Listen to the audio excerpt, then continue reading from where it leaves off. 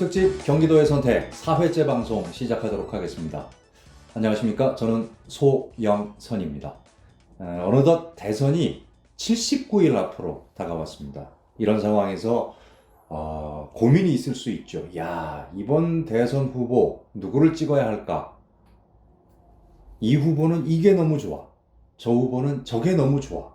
대체 이 상황에서 누구를 찍어야 한단 말인가? 이런 상황이라고 한다면 대한민국이 행복한 고민을 하고 있구나 할 수 있겠는데 어쩐지 그런 느낌은 아닙니다. 현실은 이 후보를 찍자니 이런 게 좀 걸리고 저 후보를 찍자니 저런 게 좀 걸리고 요런 부정적인 것 때문에 찍을 게 없다, 찍을 사람이 없다, 이런 느낌인 것 같습니다. 그렇다라고 하면 대한민국의 불행이 아닌가 싶은데요. 어쨌거나 저희는 대선 때까지 계속 업데이트를 해 나가도록 하겠습니다. 윤종아 기자 나와 있습니다. 안녕하십니까? 네, 안녕하세요. 예. 우리 윤종아 기자는 찍을 후보 정했어요? 아직 고민 중에 있습니다. 예. 고민 중인 것으로 하고 언제 정도에 최종적으로 선택을 합니까? 글쎄요, 아직 뭐 선거가 예. 뭐 80여일 정도 남았기 때문에 예. 뭐 좀 더 지켜보면서 예. 저도 제 나름대로 결정을 하도록 하겠습니다. 최소 뭐 한 달 전, 5일 전, 뭐 대선 당일날 결정하지는 않을 거 아니에요. 그럴 수도 있나요? 그래서 뭐 저 개인적으로는 뭐 벽보까지 한번 봐서 결정하는 경우도 많아서 좀 더 좀 봐야 될 것 같습니다. 알겠습니다. 자, 지금 더불어민주당 이재명 후보와 국민의힘 윤석열 후보 간의 치열한 난타전이 지금 이어지고 있습니다. 가족 문제가 불거지면서 지금 두 후보 모두 국민 앞에 고개를 숙였는데 지난주에 모두 다 대국민 사과를 좀 하지 않았어요? 네, 그렇죠. 이재명 후보는 아들의 도박 의혹에 대해서 대국민 사과를 했고요. 예. 윤석열 후보는 아내의 허위 경력 의혹에 대해서 사과를 했습니다. 예. 지난주를 살펴보면은 주 초반에는 이제 윤 후보의 부인이죠. 김건희 씨 문제가 언론사의 헤드라인을 장식을 했고 주 중반으로 가면서 이 후보의 아들 문제가 역시 언론사 헤드라인을 도배를 했습니다. 네.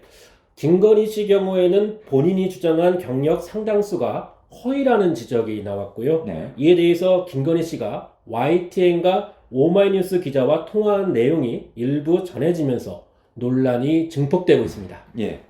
취재기자를 협박했다고 지금 열린민주당 그 김의겸 의원이 주장을 하기도 하고 그랬어요.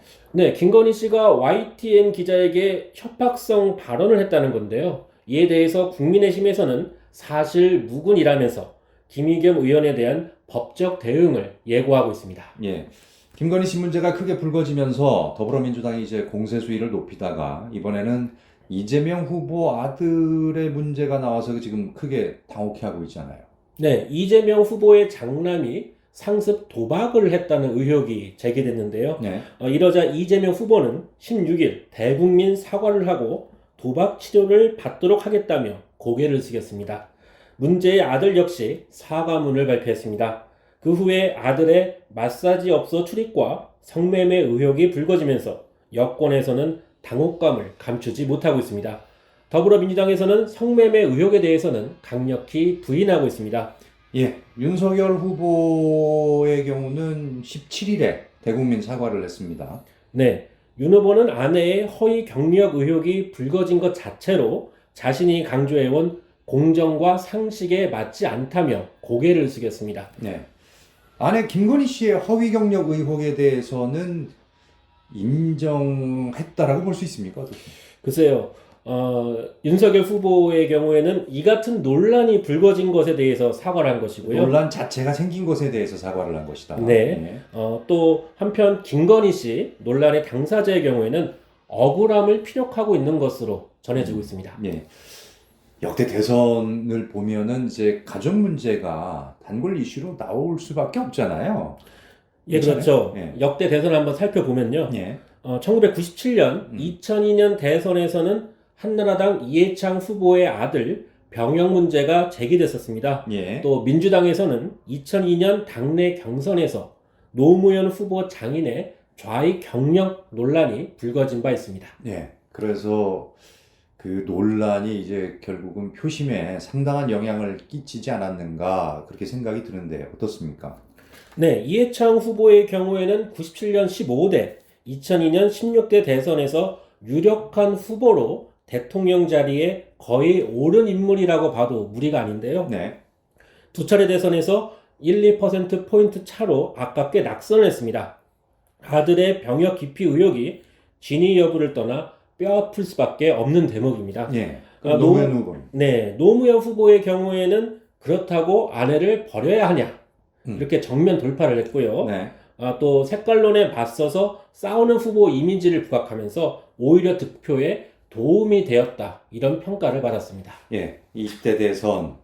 현재 박빙 판세에 이제 이재명, 윤석열 두 후보가 가족 문제에 나란히 지금 고개를 숙인 이유도 우리나라 정서에는 아무래도 이 가족 문제가 상당한 영향을 끼칠 수밖에 없잖아요. 예, 그렇죠. 예. 그 프랑스 등 유럽 국가를 보면 정치인의 사생활이나 가족 문제에 대해서는 공직 후보자 선출 기준과는 별개다 이런 인식이 강한데요. 예. 반면에 우리나라는 요즘은 많이 옅어졌다고는 하지만 수신제가 치고 평천하 이런 말 있지 않습니까? 그렇죠. 이런 유교적 가치관이 여전히 강합니다. 네. 그렇다 보니 유력 정치인 가족들의 일탈 행위로 인해 해당 정치인이 대신 고개를 숙이고 또 정치 생명에도 큰 타격을 입는 경우를 심심치 않게 볼 수 있습니다. 네. 뭐 가족 관리도 안 되는데 대한민국 관리를 어떻게 할 것이냐 이런 생각들을 또 할 수밖에 없는 상황이기도 하고요. 네. 그 유럽은 그건 별게 아니냐, 능력만 있으면 되는 거 아니냐, 뭐 이런 생각들이 좀 지배적인가 봐요. 네, 아무래도 뭐 가치관의 차이가 네. 또 뭐 동양, 아시아권, 또 유럽권 좀 많이 다른 거는 사실인 것 같습니다. 공자 맹자 선생님으로부터 영향을 받지는 않은 건 틀림없다. 네. 그렇게 볼 수 있겠습니다. 지금 대선 판세를 봐도 1% 싸움으로 지금 불리고 있습니다. 그러다 보니까 이제 가족 문제에 대해서 두 후보가 뭐 양측 모두 민감할 수밖에 없고 또 상대방에 대해서 공격을 하는 수위나 이 횟수도 역대 대선과 비교를 해보면 더 많은 것 같아요. 네. 예. 그렇다면 이제 그런 가족 논란이 민심에 어떤 영향을 끼쳤는지 최근 발표된 여론조사를 살펴보도록 하겠습니다. 일단 저희가 갤럽 조사를 좀 위주로 하고 있잖아요. 네. 예, 한국갤럽의 12월 셋째 주 조사 내용이고요. 2주 전에 첫째 주 조사에서는 더불어민주당 이재명 후보와 국민의힘 윤석열 후보가 뭐 거의 동률을 기록했었는데 네. 이번에는 결국 뭐 오차 범위이긴 합니다만 이재명 후보가 앞섰네요. 네, 한국갤럽이 12월 14일부터 16일까지 전국 유권자 1000명을 대상으로 전화 면접 조사를 진행했습니다. 네. 차기 대선 지지도에서 더불어민주당 이재명 후보 36%, 국민의힘 윤석열 후보 35%, 정의당 심상정, 국민의당 안철수 후보 5%를 기록했습니다. 이 후보가 두 달여 만에 오차 범위 내이긴 하지만 윤 후보를 앞선 결과가 나왔습니다. 예. 자세한 사항은 중앙선거 여론조사 심의위원회 홈페이지를 참조하면 됩니다. 네. 뭐 그러다 보니까 이게 골든 크로스가 나온 거다 이런 얘기도 있고 오차 범위는 그래도 벗어나야 골든 크로스지 뭐 이런 얘기도 있고 하는 것 같습니다. 저희가 이제 매주 정례적으로 실시하는 여론조사 결과를 주로 참고를 하고 있는데 최근 발표된 다른 여론조사 기관의 조사 결과를 봐도 근데 약간의 경향성은 좀 보이는 것 같아요. 추세가 어떻게 나타나고 있는지 확인이 될 것 같아요. 네, 우선 11월 초에 국민의힘 윤석열 후보가 당내 경선에서 승리하면서 누렸던 컨벤션 효과는 사라졌다고 봐야 할 것 같고요. 예.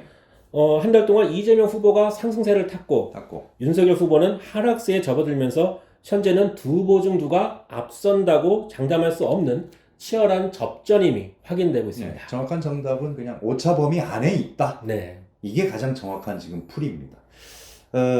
저희가 지난 시간에 살펴봤던 게 이제 최대 변수가 2030 세대와 경기도다. 네. 여기 표심이 가장 중요하다.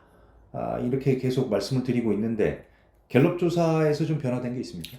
네, 우선 30대에서는 더불어민주당 이재명 후보가 앞서가고 있습니다. 네. 갤럽 조사에서 30대에서는 이재명 후보가 35%, 윤석열 후보가 21%로 이 후보가 크게 앞서 나가고 있습니다. 예. 그럼 20대는 어때요?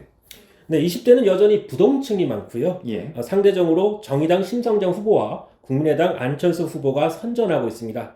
만 18, 19세와 20대 지지율을 보면 이재명 후보 20%, 윤석열 후보 19%, 정의당 심상정 후보 13%, 국민의당 안철수 후보 9%를 기록하고 있습니다. 예. 오히려 20대만 이번 대선에 투표를 한다라고 하면 아주 재밌는 싸움이 될 것 네. 같기도 한데, 일단은 20대는 그렇고요. 그럼 10대, 20대 표심이 지금 부동층이 많다 이런 얘기를 했는데, 이 마음 줄 곳을 못 찾고 있다 이런 거 아니겠어요? 네, 이 연령대에서 의견 유보 비율이 34%입니다. 상당히 많아요. 네, 3명 중 1명은 지지 후보를 정하지 못했다는 건데요. 네, 여기에 이 연령대가 지역별로 보면 학생층이 많을 겁니다. 그렇죠. 학생층의 지지율은 4등분되어 있습니다. 학생만 보면. 네. 예. 국민의힘 윤석열 후보 17%, 더불어민주당 이재명 후보 16%, 이어서 국민의당 안철수 후보 14%, 정의당 심상정 후보 10%입니다. 학생층만 보면 더 재밌을 것 같기도 한데. 네, 사실상 네 후보 모두 오차범위 내에 있다 그러니까요. 이렇게 볼 수 있습니다. 예. 이렇게 젊은 층이 쉽사리 마음을 열지 않는 이유는 뭡니까? 네, 우선은 더불어민주당 이재명 후보와 국민의힘 윤석열 후보가 앞서 살펴본 대로 가족 문제가 불거지는 등 도덕성에 큰 상처를 입은 상태입니다. 그렇죠. 이렇다 보니까 10대와 20대 젊은 유권자의 경우에는 이번 대선에 대해서 냉소적인 분위기가 팽배하다는 것을 알 수 있습니다. 예. 또 하나의 변수입니다. 1020, 이 젊은 층과 그 다음에 경기도 표심이 중요하다 이렇게 말씀을 드렸는데, 경기도 민심을 한번 살펴보죠. 여전히 지금 서울과 경기도의 표심은 엇갈리고 있는 상황 아닙니까? 네, 맞습니다. 지역별 지지율을 보면 경기 인천에서는 이재명 후보가 37%로 32%를 기록한 윤석열 후보에게 박빙 우세를 보이고 있습니다. 예. 반면에 서울에서는 윤석열 후보가 40%, 이재명 후보가 29%로 윤 후보가 크게 앞서고 있습니다. 예. 근데 이제 서울은 좀 그렇고, 경기도는, 그러니까 서울은 윤석열 후보 쪽이 가깝고, 경기도는 이재명 후보 쪽이 가까운데, 중요한 건 경기도 유권자가 서울보다 300만 명이 더 많은 거잖아요. 네, 그렇습니다. 예. 이렇다 보니까 수도권 전체 민심을 보면 이재명 후보와 윤석열 후보가 경기도와 서울을 양분하고 있지만, 유권자 수가 경기도가 서울보다 300만 명 정도 많기 때문에 예. 경기도에서 승리한 후보가 결과적으로 수도권에서 승리한다고 볼 수 있습니다. 예. 부동산 민심 때문에 문재인 대통령 지지율하고 더불어민주당 지지율이 수도권에서 고전을 면치 못해왔는데요. 예. 이재명 후보로서는 경기도가 정치적 고향이지 않습니까? 이렇다 보니까 현재 여론조사를 보면 경기도가 이 후보의 든든한 버팀목이 되고 있고요. 윤석열 후보로서는 지지율 하락 국면을 극복하려면 경기도에서 잃었던 표심을 다시 되찾아오는 것이 절실해 보입니다. 예, 여론조사를 통해서 2030 세대 민심의 변화, 그리고 또 경기도의 민심을 중심으로 해서 수도권 판세를 살펴봤습니다. 대선이 이제 80일도 안 남았습니다. 앞서 시작할 때 말씀드린 것처럼 79일입니다. 오늘 월요일인데, 오늘 기준으로 봤을 때 매일매일 쏟아지는 이 돌발 변수에 더불어민주당 이재명 후보와 그리고 또 국민의힘 윤석열 후보, 가슴 졸일 수밖에 없을 것 같아요. 네, 아마 이번 대선에서는 어느 후보가 실수를 덜 하느냐, 리스크 관리를 어떻게 하느냐, 네. 이거에 따라서 승패가 갈릴 것으로 예측됩니다. 그래야 돼요. 누가 더 실수를 덜 해야 하느냐에 따라서 당락이 결정돼야 되는 겁니까? 누가 더 잘해야 하냐, 이렇게 가서는 안 돼요? 워낙 바람직한 현상은 아닌데요. 속설에서는 선거는 누구를 뽑기 위한 것보다는 내가 싫어하는 사람을 떨어뜨리기 위한 선거다. 네. 또 이런 속설도 있기 때문에 네. 현재 박빙 판세에서는 이런 리스크 관리가 더 중요할 수밖에 없어 보입니다. 네, 저희 대선 특집 경기도의 선택 지금 4회째 방송을 하고 있는데, 좀 안타까운 것은 우리 윤종아 기자가 지금 경기도 관련해 가지고 이런저런 공약들이 마구 쏟아지고 있습니다. 한번 비교 분석 한번 해보시죠 하는 선거가 돼야 되는데, 정책 선거가 실종되고 있다는 겁니다. 지금 79일밖에 안 남았는데 대체 언제 경기도 관련 공약이 다듬어지고 완성돼서 평가해 주십시오 라고 하는 상황이 올런지 언제쯤 올까요? 이번 대선처럼 각 후보 진영이 구설수에 오른 경우가 사실은 손에 꼽힐 정도로 보이는데요. 네. 그럼에도 본격적인 선거 캠페인에 돌입하게 되면 네. 결국은 정책과 공약이 또 중요할 수밖에 없기 때문에요. 예. 제발 좀. 예.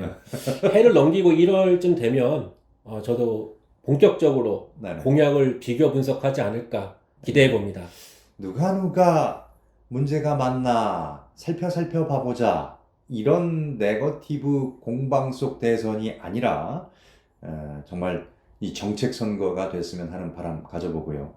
이 유권자들의 정치 혐오가 좀 줄어드는 그런 선거가 됐으면 하는 바람 같습니다. 새로운 999의 대선 특집 경기도의 선택 오늘 4회째 방송을 마치도록 하겠습니다. 앞으로도 저희는 대선 후보들의 정책과 공약이 무엇인지 끊임없이 살펴보고 나오는 대로 저희가 바로 이 시간을 통해서 말씀드리도록 하겠습니다. 지금까지 윤종화 기자와 함께했습니다. 수고했습니다. 네, 감사합니다.